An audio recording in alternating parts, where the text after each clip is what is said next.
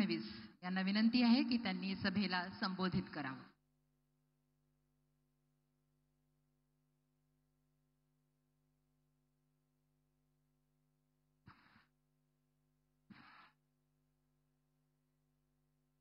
हिंदवी स्वराज्याचे सरसंस्थापक छत्रपती शिवरायांना मानाचा मुजरा करतो.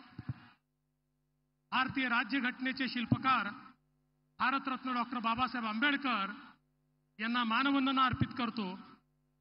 आणि आज आपल्या या वर्ध्याच्या पवित्र भूमीवर उपस्थित झालेले अखिल विश्वातील सर्वाधिक लोकप्रिय नेते आणि आधुनिक भारताचे निर्माते माननीय प्रधानमंत्री नरेंद्र मोदीजी यांचं मी वर्धेच्या वतीनं हार्दिक स्वागत करतो. मंचावर उपस्थित माननीय राज्यपालजी, माननीय लोकप्रिय मुख्यमंत्री एकनाथराव शिंदेजी, उपमुख्यमंत्री अजितदादा पवार, केंद्रीय मंत्री जीतनराम मांझीजी, जयंत चौधरीजी, मंचावर उपस्थित सर्वच महाराष्ट्राच्या मंत्रिमंडळातील आमचे सहकारी मंत्री, आमदार, खासदार, सर्व मंचावरील प्रमुख नेते मंडळी आणि उपस्थित माझ्या भगिनी आणि बंधूंनो, आजचा दिवस हा अत्यंत महत्त्वाचा दिवस आहे. कारण आपल्याला कल्पना आहे की एकीकडे अमरावतीच्या मित्रा टेक्सटाईल पार्कचं भूमिपूजन आज होत आहे, दुसरीकडे आर्य चाणक्य कौशल्य प्रशिक्षणाची योजना सुरू होते, त्यासोबत अहिल्याबाई होळकर स्टार्टअपची सुरुवात होते आणि PM विश्वकर्माच्या अंतर्गत राज्यातल्या 2 लाख लोकांना या ठिकाणी त्याची मदत मिळते आहे. एकूण आपण विचार केला तर आज या एका कार्यक्रमामध्ये 6.5 लाख कुटुंबाचं चित्र बदलणार आहे, त्यांच्यापर्यंत रोजगार आणि अधिकारिता पोहोचणार आहे. मी माननीय प्रधानमंत्री महोदयांचं याकरता अभिनंदन करतो. ज्याला आपल्या जीवनामध्ये परिवर्तन घडवायचं आहे त्या प्रत्येक व्यक्तीकरता माननीय मोदीजींनी संधी तयार केली. आज माझा सवाल आहे, इतके वर्ष झाले आमचा सुतार समाज लोहार, सोनार, कुंभार, मूर्तिकार, चर्मकार, मिस्त्री, नावी, टेलर, धोबी या सगळ्या घटकांचा विचार कुठल्याच सरकारने केला नव्हता. पण त्यांचा विचार करणारे देशातले एकमेव नेते कोणी असतील तर प्रधानमंत्री माननीय मोदीजी आहेत. त्यांनी या 12 बलुतेदारांना, या मायक्रो ओबीसीला या ठिकाणी प्रधानमंत्री विश्वकर्मा योजनेच्या अंतर्गत ज्या प्रकारे प्रशिक्षण दिलं आणि केवळ प्रशिक्षण नाही, त्यांना त्या ठिकाणी रोजगार वाढवता यावा म्हणून वित्त सहाय्य केलं. त्यांचं जीवन पूर्णपणे बदलण्याचं काम आज या ठिकाणी होत आहे.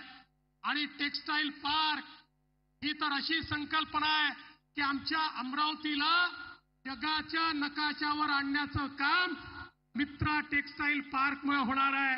मी माननीय प्रधानमंत्री महोदयांचे आभार मानतो. आम्ही त्यांना विनंती केली होती की आमच्या अमरावतीला तुम्ही टेक्सटाईल पार्क द्या. मुख्यमंत्री असतील, मी असेल, दादा असतील, आमच्या नवनीतताई राणा असतील. मुख्यमंत्री महोदयांनी देशात 7 पार्क दिले, त्यातला एक पार्क आपल्या अमरावतीमध्ये दिला. ज्या एका पार्कमुळे जवळजवळ 3 लाख लोकांना रोजगार हा त्या ठिकाणी मिळणार आहे. आणि कापसापासनं कापडापर्यंत आणि कापडापासनं फॅशनपर्यंत सर्व प्रकारचं इंटिग्रेशन हे त्या ठिकाणी होताना आपल्याला दिसणार आहे. खरं म्हणजे मी जास्त बोलणार नाही, पण एवढंच सांगतो, प्रधानमंत्री महोदयांनी जी काही हे परिवर्तन सुरू केलेलं आहे ते परिवर्तन महाराष्ट्रात देखील आम्ही सुरू केलेलं आहे. आमच्या लाडक्या बहिणी या ठिकाणी बसलेल्या आहेत. लाडक्या बहिणींना आज आपण 1,500 रुपये त्या ठिकाणी देतो.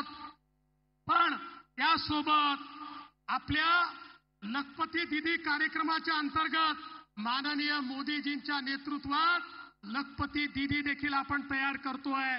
आणि एवढंच नाही तर आज मला मोदीजींचे पुन्हा आभार मानायचे आहेत की आमच्या सोयाबीनच्या कापसाच्या शेतकऱ्याला शेतमालाचा भाव मिळाला पाहिजे. आम्ही मागणी केली की तुम्ही आयात होणाऱ्या कच्च्या तेलावर त्या ठिकाणी ड्युटी वाढवा, आमच्या सोयाबीनचे भाव वाढतील. मोदीजींनी तात्काळ निर्णय घेतला आणि ड्युटी वाढवली. आज सोयाबीनला त्या ठिकाणी भाव मिळायला सुरुवात झाली आणि मी विश्वासानं सांगतो हमी भावापेक्षा जास्त भावामध्ये यावेळी सोयाबीनची खरेदी होईल, कापसाची खरेदी होईल. शेतकऱ्यांकरता आमच्या सरकारनं मोफत वीज देण्याचा निर्णय घेतलाय. समाजाच्या सर्व घटकांच्या पाठीशी आपलं सरकार उभं आहे आणि म्हणून मी पुन्हा एकदा आपल्या वर्धा जिल्ह्याच्या माध्यमातून माननीय प्रधानमंत्री महोदयांचं मनापासून स्वागत करतो, त्यांचे आभार मानतो आणि माझं बोलणं संपवतो. धन्यवाद. जय हिंद, जय महाराष्ट्र.